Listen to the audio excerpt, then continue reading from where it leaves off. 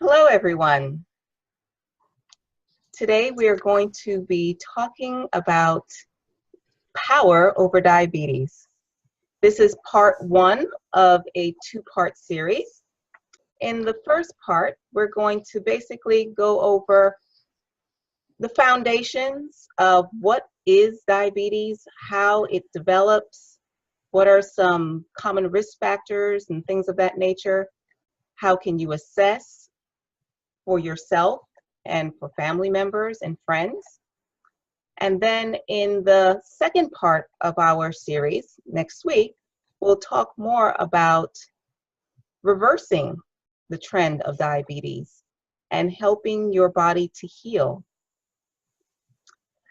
As you know, we always begin with our disclaimer. The fact that the information in this presentation is not intended to replace a one-on-one relationship with a qualified medical professional, and it is not intended as medical advice. This presentation is intended as a sharing of the knowledge and information that I have gathered over the years, as well as those of various experts who have contributed to this particular presentation. I encourage you to make your own healthcare decisions based upon your research and in partnership with your qualified healthcare team. As I mentioned earlier, the worksheet that accompanies this particular workshop has several resources that you can use to further your research into this subject area. A little bit more about me and why I care so much about this topic. This is a topic that is very near and dear to my heart because I have a young girl that I adopted a couple of years ago who was previously diagnosed as type 1 diabetic. And later on, after I insisted on having her tested appropriately, it was found that she was actually type 2 diabetic. When she originally came into my care, she was taking several different medications, 2 different types of insulin, as well as metformin, and at a certain point in time, she was even taking Invokana. Over the years, through diet, lifestyle changes, we were able to progress her to the point where she was no longer in need of those medications. And that's why I'm so passionate about this topic. There are countless people in our nation and actually around the world because this is becoming an epidemic of global proportions. More and more people are being diagnosed as diabetic. It is said that 1 in 4 people in the United States are diabetic or pre-diabetic. And indeed, scientists are actually conjecturing that the number is probably closer to 50% because many people who are pre-diabetic don't even realize that they're pre-diabetic. And we're going to talk tonight about some of the signs of diabetes and pre-diabetes so that you can look for these signs, not only in your own life, but also in your loved ones and friends. In any case, as you know, I am an integrative wellness mentor. I am healing oriented from the perspective of being holistic, pertaining to body, mind, heart, and soul. And what I love to do is integrate both conventional and quote unquote alternative therapies, anything that can be appropriately applied to the assistance of helping people to progress in their pursuit of healing. I teach people who are seeking a better life and a way not only to heal themselves, but to also be able to better serve the ones that they love. I enjoy talking to you about this topic, and my question is, are you in search of optimal health? Many times when I talk to different groups about diabetes or prediabetes, in fact, right now I'm teaching a class to senior citizens, and some of the people in the group will readily say, oh, well, Michelle, I'm not diabetic or I'm not pre-diabetic. And you know, in reality, what I tell people all the time is that the truth of the matter is, I don't care about disease. I don't teach about disease. I teach about health promotion. And the things that we're going to be talking about tonight, they are applicable to anyone who is in search of optimal health. It does not have to do with whether or not you have a label of diabetes or prediabetes. In fact, I prefer if you don't have a label of prediabetes or diabetes, because then that means we're catching you early. So hopefully you can prevent going down that pathway. In any case, let's begin by becoming clearer on exactly what is diabetes. Diabetes, as most of you probably know, is the diagnosis that is given when someone experiences consistently elevated blood glucose levels. This occurs, technically speaking, people are diagnosed as quote-unquote diabetic when they're consistently exhibiting a fasting blood glucose range above 130 or 140. Additionally, another test that can be done is what's called an A1C. An A1C test is more so of the gold standard for determining diabetes diagnosis, because unlike the fasting blood glucose that can be affected by what you've eaten in the past 24 hours, your A1C reading gives you an average of your blood glucose levels over the span of 90 to 120 days. The reason for this is that the A1C measures what's called glycation, or I guess you can say caramelization of your red blood cells. It talks about how sticky your red blood cells are. And your red blood cells last for anywhere from 90 to 120 days. And so this measurement gives us an indication of what kind of exposure that red blood cell has had over the duration of 90 to 120 days. Subsequently, it is more so considered the gold standard to determine whether or not somebody is diabetic or pre-diabetic. When testing for A1C levels, when you are over 7.0, that is usually when your doctor will diagnose you as being diabetic.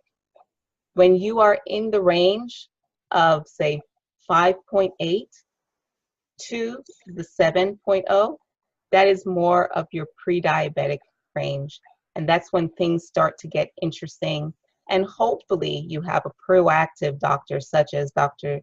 Kripalu, who will definitely jump in there and give you certain tips on how to avoid going down the pathway of eventually developing diabetes.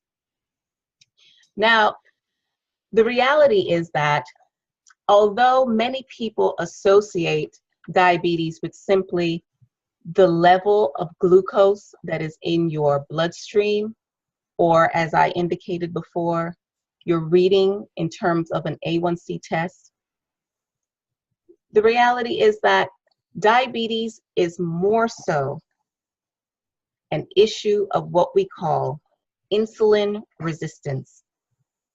And we're going to talk much more about this as we progress through this particular presentation, as well as the presentation next week. Because the dysfunction in diabetes is not simply about whether or not your pancreas is producing enough insulin. It is also about whether or not your cells are receiving the insulin, whether or not the receptor sites on your cells are sensitive to the insulin. This is what we term insulin sensitivity or insulin resistance. You see, insulin is the guy that, how can I put it? The fun guy that you want to hook up with to get into the mega exciting party. Because, you know, if I go to a party, right, the bouncer at the door will say, Michelle, who? We don't know you. Go away. We don't know you. So I need a buddy that can get me into the party, right? So when I get my buddy called Insulin, and I take my buddy with me, when we get up to the bouncer says, hey, what's up, Insulin? Yeah, I know you. Come on in. And the insulin can take me, its friend, glucose, into the cell. Without my buddy insulin, I can't get access into the cell.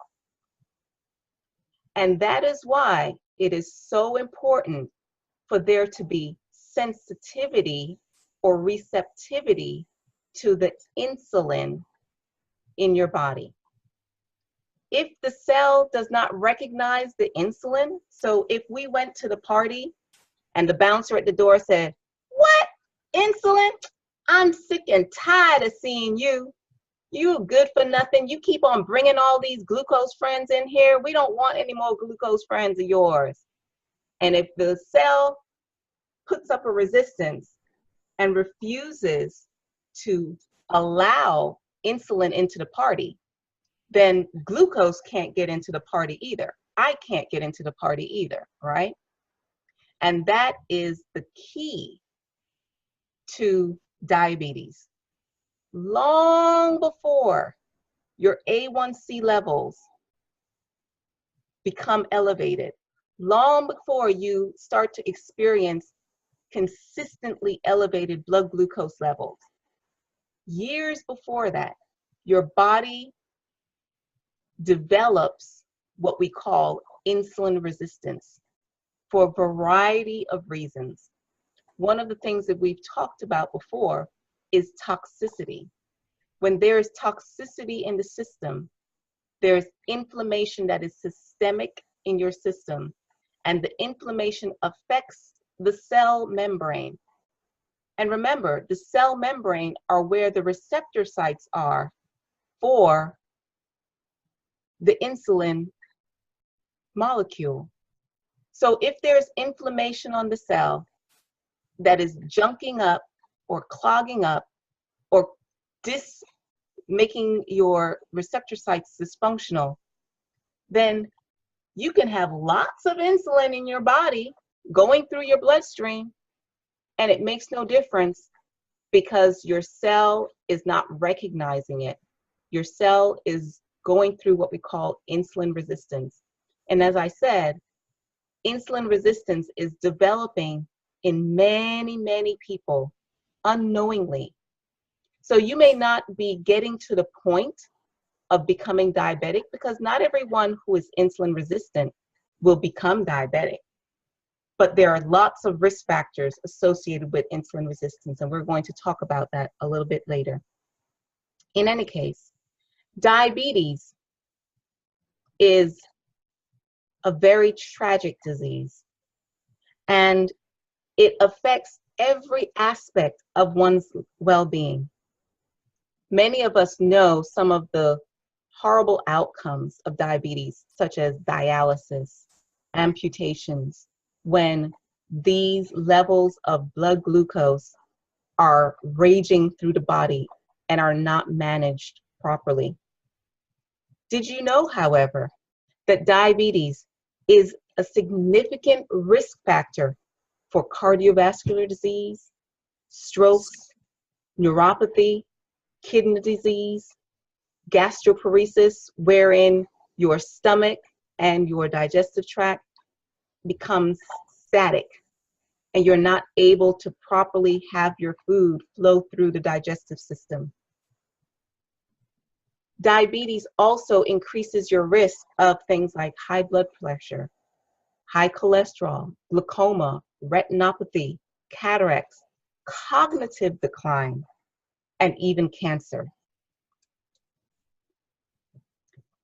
There are many different types of diabetes, and there's a lot of confusion for people in terms of exactly what diabetes is and what type of diabetes they or maybe a family member or friend may have. Let's begin with type 1 diabetes. Type 1 diabetes is the diabetes that affects the pancreas, and it is actually an autoimmune disease where the body is attacking the pancreatic cells and therefore killing the pancreas. Subsequently, the pancreas is not able to produce the insulin that is needed to properly metabolize and usher the glucose into your cells. Remember, without insulin, you cannot utilize glucose. Without insulin, your glucose has no way of getting into the cells. So when the pancreas is under attack due to the autoimmune process of a type 1 diabetes, that person is not able to produce insulin.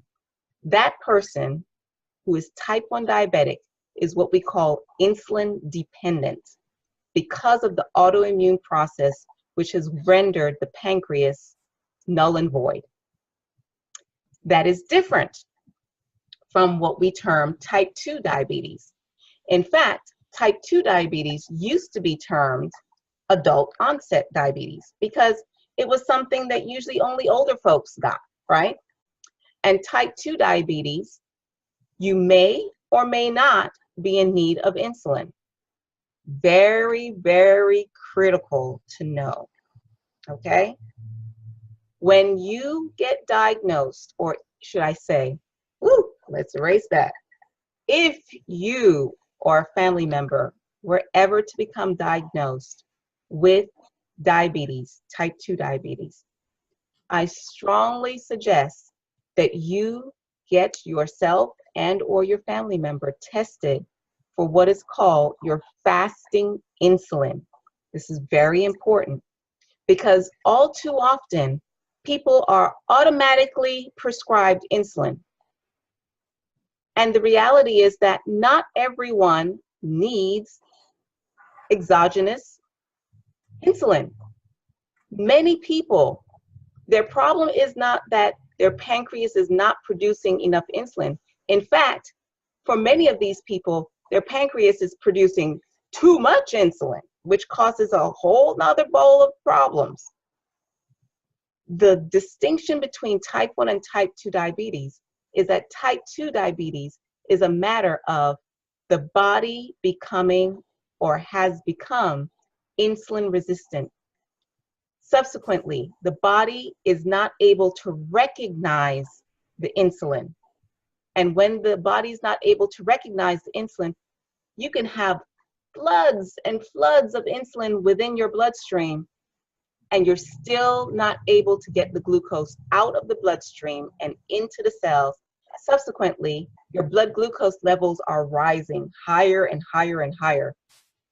Unfortunately, many doctors fail to test the fasting insulin to make sure that the problem or part of the problem is not producing enough insulin, as opposed to the reality for many, many people who are type 2 diabetic, which is that they are simply insulin resistant.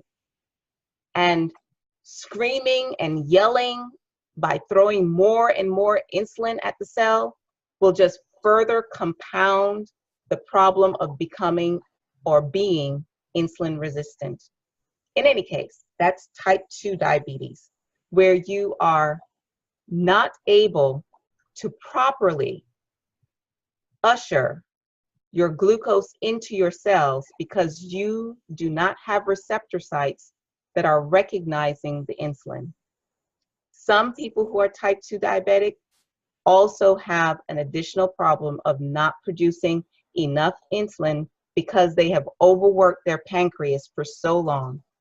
For so many years, they consume such inordinate amounts of sugar that they have overstressed the pancreas, because every time you consume sugar, your pancreas has to work at producing not only the digestive enzymes to break down the sugar, but also the insulin to get the sugar into the cells. And after years and years and years of overtaxing your system and consuming too much sugar, too much carbohydrates, some people get a condition where they're not producing enough insulin because the pancreas has basically said, you know what, I'm too tired. I can't do this anymore. And those people who are type 2 diabetic, they may need additional amounts of injectable insulin to help them to properly metabolize their blood glucose. But like I said, please make sure that you ask your doctor to test your fasting insulin and not to simply assume that you do not have sufficient insulin production. Also, when the sugar in your blood or the glucose in your blood does not get properly ushered into the cells, like I said, it starts to elevate your blood sugar, which gives you the diagnosis of diabetes. But that's not the end of the story. What's even worse, as another side effect of becoming insulin resistant, is that your body says, you know what, we can't handle all of this sugar in the bloodstream. Remember, the body will make sure that it maintains homeostasis within your bloodstream by any means necessary. So when the blood sugar or the blood glucose becomes too high in the bloodstream, the body has to come up with a way to deal with that. Some of the ways in which the body deals with that is by excessive urination. So it starts to overtax the kidneys. And that's why one of the signs, early signs of diabetes, is someone who's constantly thirsty and someone who's constantly urinating, because that's the body's balancing mechanism. It has to get rid of some of the excess sugar, so it helps you to pee it out. In fact, some medications, such as Invokana, that is the way in which it works. It works by helping the body to eliminate excess blood glucose through the urine. That's one way that the body deals with all of this excess blood sugar. Another way that the body deals with excess blood sugar is by taking that sugar and converting it into, you guessed it, fat. So if you're constantly eating and eating and eating and eating, and your blood sugar is going up, and it has all of this extra fuel that it doesn't have a need for, because, you know, maybe you're just a couch potato, and you, or should I say, you can't keep up energy-wise to expend all of the energy that you're consuming. If that's the case, the body takes that sugar and converts it into fat and pads it on to different parts of your ear, in different parts of your body. Now, I know this may be strange, but that is actually a preferable way in which the body, to utilize that extra sugar. One of the worst things that happens, however, is that the body takes the glucose out of the bloodstream and it takes it to the liver. Yes, because the liver is a wonderful organ that not only does it detoxify, but it also helps to store extra energy in the form of glycogen. This is extra energy that your body keeps in the liver just in case you have to run away from the lions and tigers and bears, and it needs to be able to tap into that energy lickety split. Now the thing is, that extra fat that the liver converts it into, what we call triglycerides, and that's what shows up on your cholesterol panel, right? And that's one of the major signs that you are going down the pathway of becoming diabetic, when you notice that you have excessive triglycerides. In any case, the danger of that is that that's the fat that is packed into the liver, and it compromises the liver's functionality. Indeed, it leads to what we call non-alcoholic fatty liver disease. Now, see, back in the day, when people got fatty liver, we knew that those people were just alcoholics, right? Because as you know, alcohol is just sugar, basically. And so one of the side effects of consuming a lot of alcohol is a fatty liver. However, in today's world, more and more people are getting what we call non-alcoholic fatty liver disease, which means that basically their liver is being turned into fat.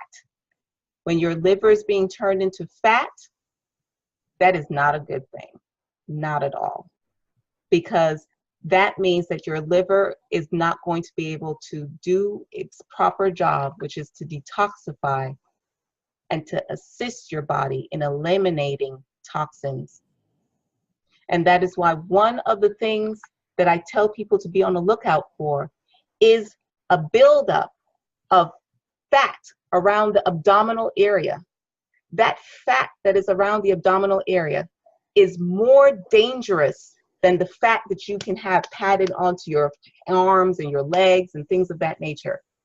And indeed, you see more and more children, more and more teenagers, even athletes that have this fat building up around the abdominal region.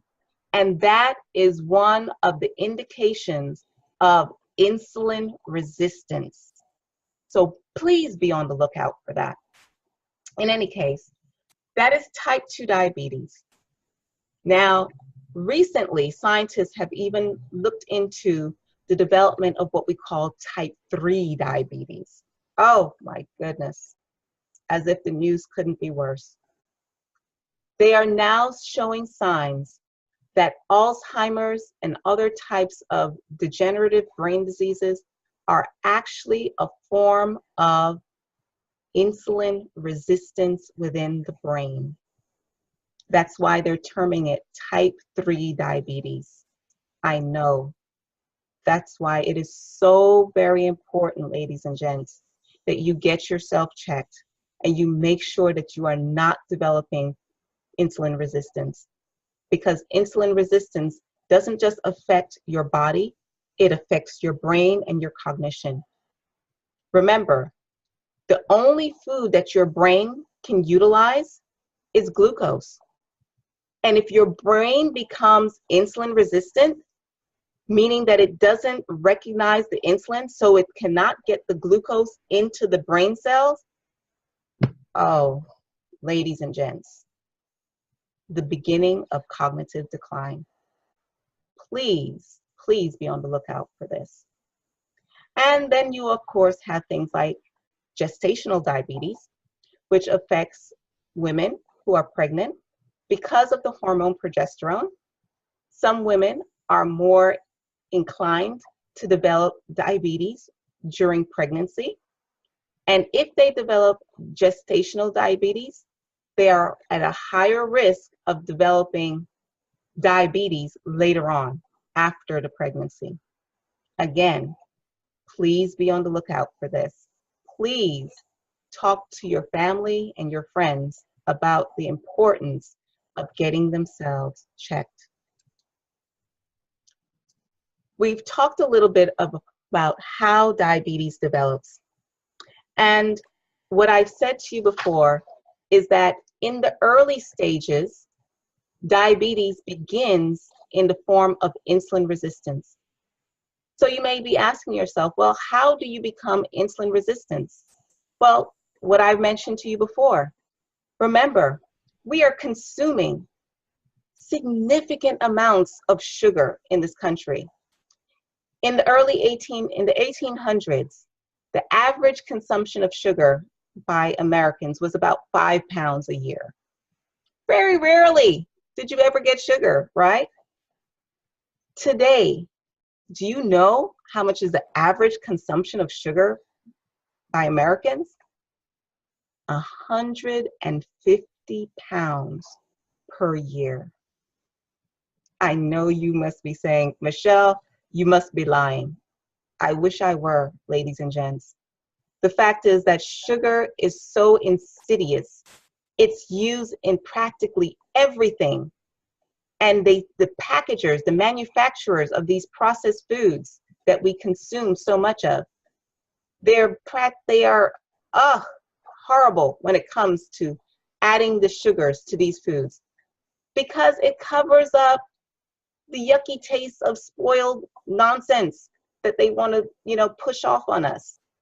Whenever you have a packaged food, you can be guaranteed that it has sugar added to it. That, in addition to the fact that we consume so many beverages, such as soda, that has tons of sugar in it. Very few people limit themselves to consuming water or non-sweetened beverages. In this country, we start giving sugary drinks to babies. Babies! Sugar water is horrible. I can't, don't get me on my soapbox. Okay, I'm gonna come down. I'm gonna back off of that for now. But that really gets to me when I see toddlers that are huge, that are fat, because do you realize that those fat cells will never go away? When you allow a child to develop tons of fat cells and become obese, you have basically doomed that child to a life of medical complications. That is child abuse, or at least in my view, that is child abuse. Fat cells do not go away. And even when you go on different programs to reduce the size of the fat cells, the reality is that the fat cells are always there and they have the memory of wanting food. Therefore, it will be more challenging for someone to maintain a healthy weight if they develop fat cells during the different growth spurts of childhood and child development. In any case, as we were saying, when you are constantly consuming sugar, then the body has to produce more and more quantities of insulin to be able to get that sugar out of the blood and into the cells. Now, what happens over time is that when you're producing more and more and more and more and more insulin, at some point, the cells say, you know what? I'm tired of seeing you, Mr. Insulin. We don't want any more sugar. Come on, we're filled up here. You're clogging up our mechanism. We've got enough. Stop. And so the cells shut down their receptor sites and become insulin resistant because they want to turn away the insulin because they cannot handle any more intake of sugar. And that is the beginning, as I said, of becoming insulin resistant. And then when you become insulin resistant, that's a downward slope, because now you have a situation that even when you want to reduce your food intake and you're eating healthily, you're not able to get the good carbohydrates and the good sugars into the cell because your cell membrane has become so inflamed, so overworked, and so resistant to the insulin that you can't get the sugar into your cells. That is why one of the symptoms of high blood sugar is fatigue. I know it sounds ironic. You can have all of this sugar circulating in your blood, but it's not able to get into the cells because of the insulin resistance. And so your cells are basically starving and shutting down the metabolism, resulting in extreme fatigue when your blood glucose levels may be through the roof. So what I'm sharing with you is that diabetes does not happen overnight, and diabetes is preventable because diabetes is based on diet and lifestyle choices. But you know what? That's what makes this a blessing, because given the fact that diabetes is based on diet and lifestyle choices, it's reversible. Now let's talk about insulin. Because remember I said that if you or a family member or a friend gets diagnosed with diabetes, please make sure that they get checked for what's called fasting insulin. Because all too often, doctors do not look at the fasting insulin and they just start pumping you with insulin because they say, oh, your blood sugar is elevated. We've got to give you insulin so that you can get the insulin to transport the glucose into the cell. But the reality is that your problem may not be a matter of not having enough insulin. And the danger is that when you have excess amount of insulin, and when you start pumping more insulin, exogenous insulin, injectable insulin into the body, you have a lot of health consequences, which include increasing the fatty tissues in the liver and the fatty tissue uptake of blood glucose. Subsequently, you increase your fat storage. So you may notice that people who are on insulin, they just get fatter and fatter and fatter. I mean, it's ridiculous. I remember going through training at one point for my daughter, and they were saying, oh yeah, you know, she can eat whatever she wants to eat. Just make sure she takes her insulin. And so, do you know what happened with that wonderful methodology that they were telling her? She went from being at a perfect weight of 100 to 105, and within a matter of 4 months, she blew up to almost 170 pounds. And my daughter is only 5 feet tall because of what they were talking about. Oh, just give her the insulin. She can eat anything she wants. Just give her the insulin. And so you develop other complications, increasing your potassium uptake, decreasing your proteins, decreasing your body's ability to break down fat, decreasing your body's ability to convert different forms of nutrients into energy in place of a supreme dependency on glucose. This is what happens with excess insulin. Not to mention, as I said before, the fact that this excess insulin becomes highly inflammatory in the system and creates more cellular inflammation. And the more insulin you take, the more insulin resistant you become. Other things is that you start to increase the amount of fat adiposity in the body, which, as you know, increases your risk factors for cardiovascular disease. Insulin, excessive amounts of insulin also increases the oxidative stress in the body, which affects the cardiovascular system.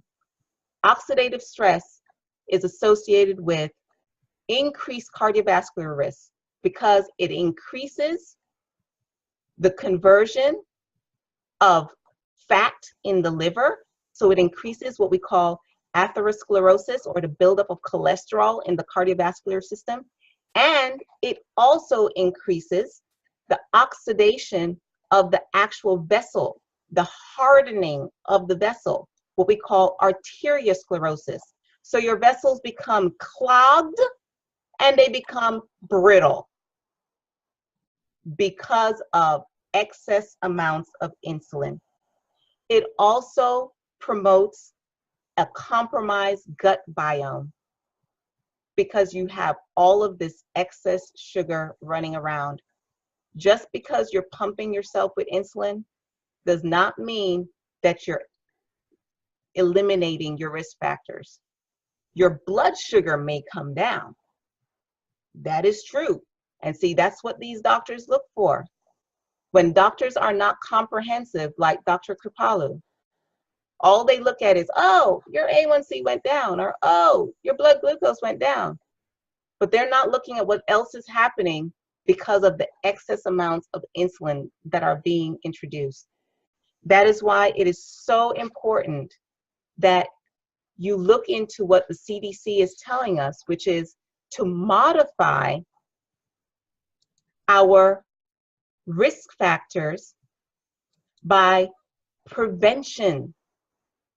Yes, even the CDC is telling us that diabetes is preventable and that our emphasis should be on prevention. Our emphasis should be on diet and lifestyle. This includes maintaining a healthy weight, making sure that you pay particular attention to the weight that may be increasing around the abdominal area.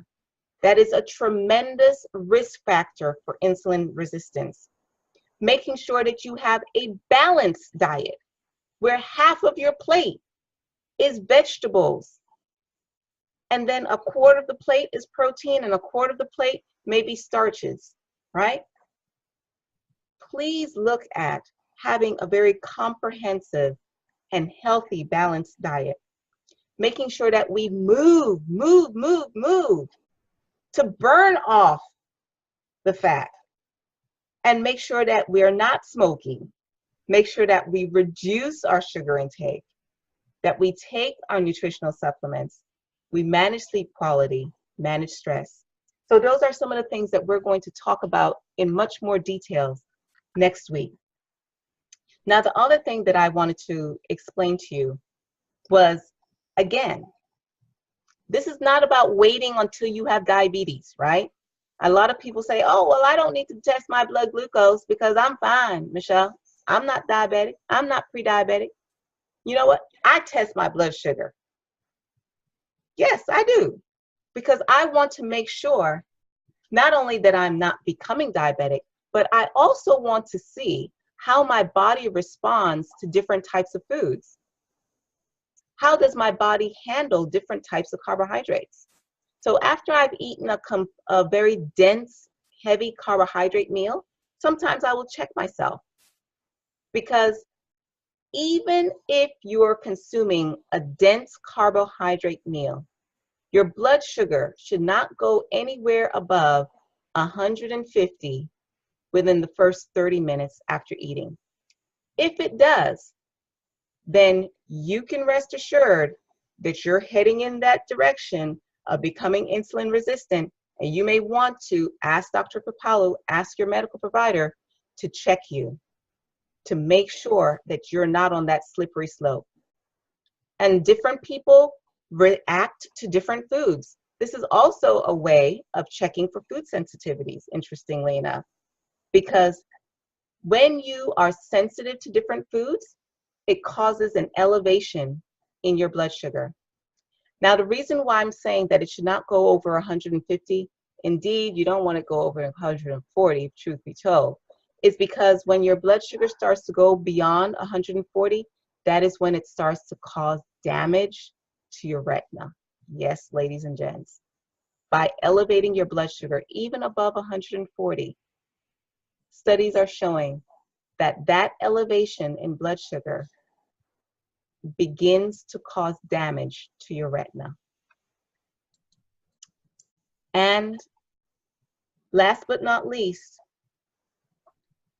it is very important to manage your weight, because the different hormones that are involved with weight management also play a factor. And it's kind of a catch-22 situation in actuality.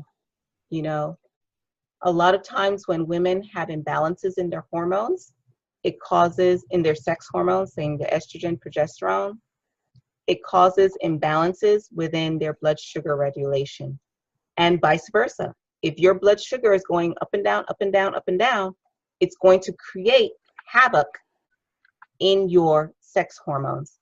It also creates havoc in terms of your adrenals and the production of cortisol. And it also starts to wreak havoc on your body's ability to maintain balance, to be able to know when it's hungry and know when to stop eating. Yes, it starts to mess with the hypothalamus. So everything is correlated, and it's very important to watch your weight. And when you start to notice that the weight is going up, check, check, check to see if you're becoming insulin resistant. Many, many times, as I said, people don't realize that they're going down that slippery slope because they're looking for that magic number of, oh, you know what, my fasting blood sugar is below 140. I can't tell you how many people that I've seen that their fasting blood sugar may actually be 100. Great, superb. But you know what? When we check the A1C, it's something different. I'll tell you something better. I had my children checked, and their fasting blood glucose was 95. Great. And then I said to the doctor, nope, I want you to check their A1C. When we checked my children, these are my children, my teenagers, when we checked their A1C, one of them had an A1C of 5.9. Another one had an A1C of 5.8. Another one was 5.7. Functional level for A1C is that it should not be above 5.6. My kids had gone into the zone of being pre-diabetic. Yes. Do you realize that the fastest growing population of diabetics are actually our children and teenagers? They're the ones who are becoming diabetic at a faster rate than any other group in this country. It makes no difference if they look like this. My children look like this, like little bean poles. Just because someone is thin does not mean anything. That person is just as likely to be pre-diabetic or diabetic, or the precursor to that, insulin resistant. So please, ladies and gents, I tell my people that I work with, at least once a year, make sure that your doctor does the following tests: fasting glucose, fasting insulin, A1C, triglycerides, and LDH. Because in this country, I will go with the statistic that says about 50% of us are insulin resistant. I really believe that. And that is the precursor to developing diabetes. That is the precursor to increased risk of cardiovascular disease. That is the real one to be on the lookout for. And that is why I started today's session saying, if you're interested in optimal health, then this is for you. It doesn't make a difference if you're diabetic or pre-diabetic. You need to know how to monitor yourself so that you can recognize if you are developing some of the precursor warning signs of going down the wrong path.